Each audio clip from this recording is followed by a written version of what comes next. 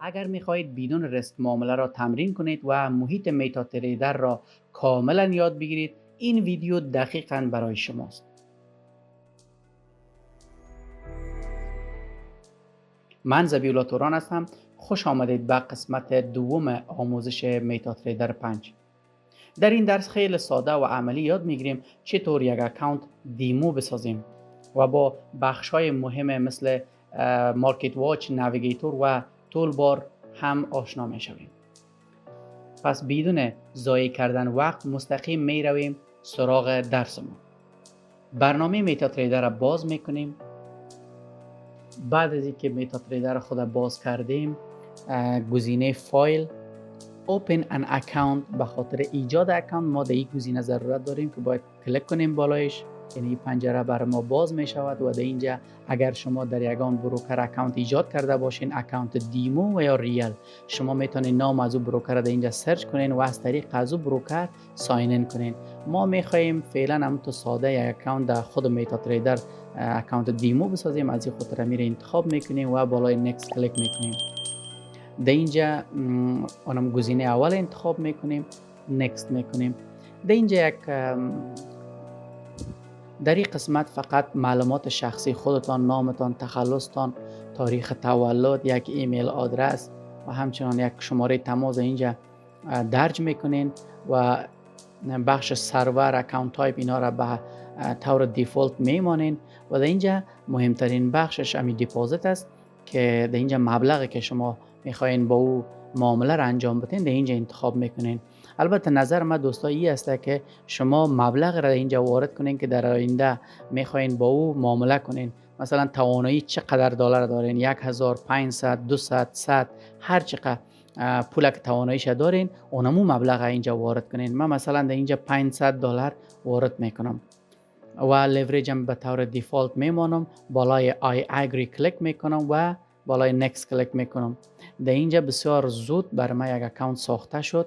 اینی آیدی مسته و اینی هم پسورد است. البته امی آیدی را در نسخه موبایل اگر ما پرتم و پسوردش هم پرتم، امی معاملاتی که در کامپیوتر انجام میتم میتونم از طریق موبایلم انجام بدم و همچنان مدیریتش هم کنم. بالای فینیش کلیک میکنیم. بله، برای ما فعلا اکانت ساخته شد و ما امروز تب های مارکت واچ، نویگیتور و تول بار را میخوانیم. خب بخش اول مارکت واچ. در مقابل مارکت واچ یک تایمر را که میبینین، این یعنی همون شروع تایم مارکت است. مارکت یعنی چند بجه شروع و یا هم چند بجه ختم می شود. و بخش سمبل نام ابزار مالی است که ما میخواهیم با او ترید کنیم. می توانیم ارز یورو یا اس دی یعنی دلار امریکا در مقابل یورو را معامله کنیم، پوند انگلیس در مقابل دلار و یا طلا. هر آن چیزی که شما، هر آن شاخص و یا سهامی که باشد شما میتونید از این طریق پیدا کنین که قبلا به درس پیش من ایره گفتم که چگونه پیدا میشن. میتونین همون شاخص در اینجا یا همون ارز وارد کنین و با او معامله کنین. خب در اینجا یکی بید است، یکی اسک است. این وظیفه بید و اسک چی است؟ قیمتی که بازار حاضر است از تو بخرد او بید است. وقتی تو وارد معامله سیل میشی، معامله با همان قیمت باز میشود، همین که کمی کمتر از اسک باز میشود. و اسک چی است؟ اسک قیمت است که بازار به تو میفروشد. وقتی بای میزنی معامله با همین معامله باز میشود، همیشه کمی بالاتر از بید باز میشود. و تفاوت بید و اسک این فاصله را به نام سپرید میگن. مثلا در پیش یک صراف میرین دلار را به یک نرخ از شما میخره و به یک نرخ بر شما میفروشه و تفاوت قیمتی که در بین است او را سپرید میگن. سپرید به طور دیفالت در اینجا نمی باشه. اگر میبینین در اینجا سپرید گزینش نیست، میتونید در اینجا رایت کلیک کنین، در بخش کالنز در اینجا سپرید اضافه کنین. قبلا نبود، من خودم اینجا تیکش مانده ایست، من بالای از این کلیک میکنم که سپرید از اینجا میره. و دیلی چینج اینا نشان میداد که قیمت امروز چند درصد تغییر کرده، مثبت از بازار یا منفی است. اینی فلشکا را هم که در اینجا میبینین در مقابل ارزها است. علامه اگر سرخ است در حال مارکت در حال پایین رفتن است و علامه اگر سبز است مارکت در حالت بالا رفتن است. و بخش سمبل خواهم تو گفتم در اینجا در گزینه‌های آخر نماینگر همون نماد هاست. بخش دیتیلز اطلاعات دقیق همون سمبولا را میده، شامل اسپرید میشه، حداقل حجم میشه، نوع قرارداد میشه، سواب میشه و غیره می باشه. و بخش تریدینگ که است باز کردن سریع معامله است. میتونین یک معامله را بسیار سریع بدون رفتن به چارت حتی باز کنین. این بخش که است برای اسکالپرها بسیار کاربرد داره، یعنی کسایی که اسکالپ کار میکنه بسیار برشان کاربرد داره. و بخش تیکتس که است نمایش حرکت لحظه‌ای قیمت به شکل عددی است، یعنی هر تغییر کوچک قیمت را نشان میده این بخش دیگه. و این بخش ما خلاص شد. بخش دیگه ما به نام نویگیتور است، اینم دوباره ظاهر میسازیم. بخش نویگیتور هم که قبلا گفتم من دوباره تشریح میکنم گفته بودم. و گزینه اول ما در بخش نویگیتور اکاونتس است.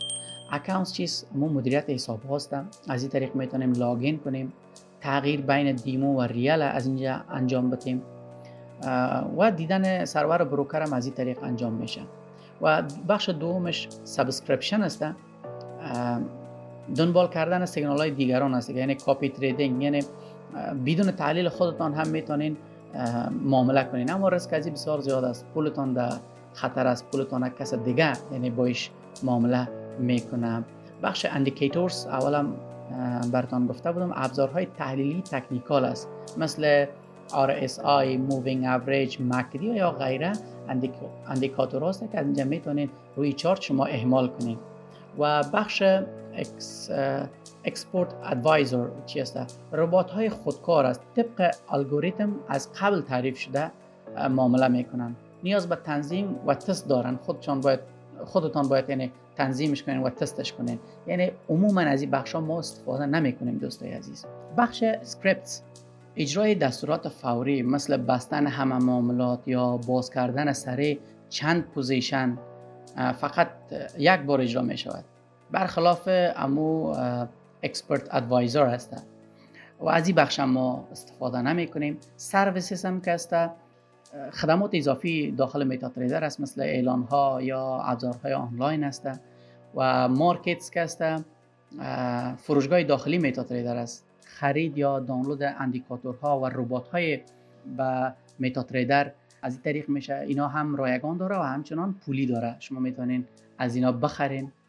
و بخش VPS که است، هم سرور مجازی است، اجرای 24 ساعته ربات ها یا معاملات است، حتی وقت اینترنت قطع باشد معامله ادامه می داشته باشه. خب بخش کامنش خب نمایش تمام ابزارها به صورت کامل همینجا است، به حالت پیش‌فرض خودش همینجا است. ولی بخش فیوریتس هم ابزارهایی که خودتان انتخاب میکنین به خاطر دسترسی سریعتان در اینجا میتونین اون را در فیوریت انتخاب کنین و در اینجا ظاهر شود. خب این بخش هم تمام شد، اینم کلوز میکنیم. و بخش آخر ما که قبلا گفتم بخش تول باکس است. خب بخش تول باکس هم تب‌های بسیار زیادی داره. اولین تب آن به نام ترید است، نمایش معاملات باز اینجا دیده میشه، دیدن سود و ضرر. و بخش اکسپوژر چی است؟ نمایش میدهد که روی کدام ارز شما بیشتر درگیر هستین یا کدام ارز زیاد معامله کردین، امر نشان میده. بخش هیستوریک است، تاریخچه معاملات بسته شده است، چقدر معاملات ختم شده یعنی بسته شده. در اینجا همه معاملات شما هیستوریش دیده میتونین، چون ما فعلا هیچ معامله نداریم، از خاطر دی بخش نشان نمیده. بخش نیوز، اخبار اقتصادی بازار برای درک حرکت های ناگهانی بازار بعض اوقات اینجا نشر میشن.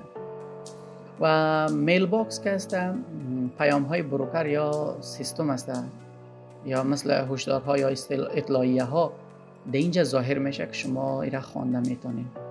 و کلندر، تقویم اقتصادی، زمان اخبارهای بسیار مهم، مثلا نرخ بهره و غیره می باشد. بخش کمپانی که است، اطلاعات بروکر است، خدمات و ارتباط با شرکت ها است. همونطور که گفتم قبلا به سایت MQL5 از شما میتونین به این وصل شوید، ولی عموما اونقدر ضرور نیست به این سایت ها وصل شوید و از اینا قدر استفاده کنید. بخش الارت هم از نامش پیداست، تنظیم هشدار قیمت است. مثلا شما میخواین در یک قیمتی که مورد نظرتان است. اگر مارکت در اونجا برسه شما خرید و یا فروش انجام بدین، الرت میگذارین و بعدا وقتی که قیمت به اون ناحیه میرسه بر شما یک هشدار میه، یک الرت میه، یک پیام میه. او را میتونین از طریق نوتیفیکیشن خودتان هم تنظیم کنین. حتی اگر در بیرون باشین باز هم موبایل شما اونمو هشدار از طریق موبایل شما براتان خبر میده. خب بخش آرتیکلز چی است؟ همون مقالات آموزشی داخل خود پلتفرم است که در اینجا دیده میتونید. کد بیس از اسکریپت ها و ابزارهای رایگان برنامه نویسی است، اصلا استفاده نمیشه، ما کارا رو نمیکنیم. بخش اکسپرتس که از فعالیت های ربات هاست، نشان میده که ربات ها چی کار انجام داده است، او را به اینجا نشان میده. ما از ربات ها استفاده نمیکنیم. بخش ژورنال گزارش کامل امی سیستم است، خطاها، اجراها و یا مشکلات که داره او را در اینجا نشان میده. خب در اینجا مهمترین بخشش اما هیستوری است که بعض اوقات ما از هیستوری استفاده میکنیم و بخش ترید است. در بخش ترید هم که میبینین خیلی گزینه است، اینها رو هم براتون میگم. اولش همون سمبل که نوشته است همون نماد است یا همون دارایی است، مثلا مانند یورو، یو اس دی و یا غیره که با اون معامله میکنین. و گزینه دومش هم تیکتس است. تیکت شماره مخصوص هر معامله است، مثلا یک آیدی نمبر داره، او را نشان میده. و تایم که است از زمان باز شدن معامله، این معامله در کدام تایم باز شده. تایپ که است همون نوع معامله است، معامله تان چی است، خرید است یا فروش است، بای اور سل، در اینجا نشان داده میشه. و والیوم حجم معاملات است، یعنی شما با چی حجم در اینجا وارد معامله شدین، او را نشان میده. پرایس که است قیمت ورود به معامله است، یعنی در کدام قیمت شما وارد شدین. SL یا امو استاپ لاس حد ضرر است که جایی که معامله خودکار بسته میشه تا ضرر بیشتر نشود. از این خاطر استاپ لاس خود در اینجا ما دیده میتونیم. و TP که است تک پروفیت یا همو حد سود، جایی که معامله با سود بسته میشود، اینجا TP خود دیده میتونیم. اینجا دو پرایس داریم، یکی پرایس است قیمتی که وارد معامله میشیم و این پرایس که است قیمت فعلی مارکت نشان میده که چقدر حرکت کرده یا چقدر تغییر کرده قیمت. و گزینه پروفیت همون سود یا ضرر فعلی معامله را نشان میده. اگر منفی باشه شما در ضرر هستین، اگر مثبت بود شما در سود هستین. رنگای سرخ که است عموما ضرر نشان میده، رنگای آبی رنگ که است عموما سود نشان میده. و بالانس که هم است اینجا همو بالانس معاملاتی شما که ما $500 انتخاب کردم، همون $500 را نشان میده اینجا. و دیگه اکویتی که است موجودی واقعی لحظه ای است، او را نشان میده. فری مارجن مقدار پول آزاد برای باز کردن معامله جدید است. اگر کم شود یعنی خطر کال مارجن شدن یا یعنی از مارکت اوت شدن است. خب یک نکته بسیار مهم دوستای عزیز، اگر امی اعداد اکویتی ما نزدیک اعداد امی فری مارجن شوه یا مارجن شوه، حساب ما یعنی در خطر است. خب دوستای عزیز درس ما در اینجا به پایان میرسه. اگر این ویدیو برایتان مفید بود حتما لایک کنید و کانال را سابسکرایب کنید و زنگوله را هم فشار بدید که دفعات بعدی اگر ما ویدیو اپلود کنیم از طریق نوتیفیکیشن شما با خبر باشین. و نظراتتان را در کامنت ها برای ما بنویسید. نظراتتان خیلی حائز اهمیت است. ممنون از اینکه تا آخر این ویدیو همراه من بودید. خدا نگهدار.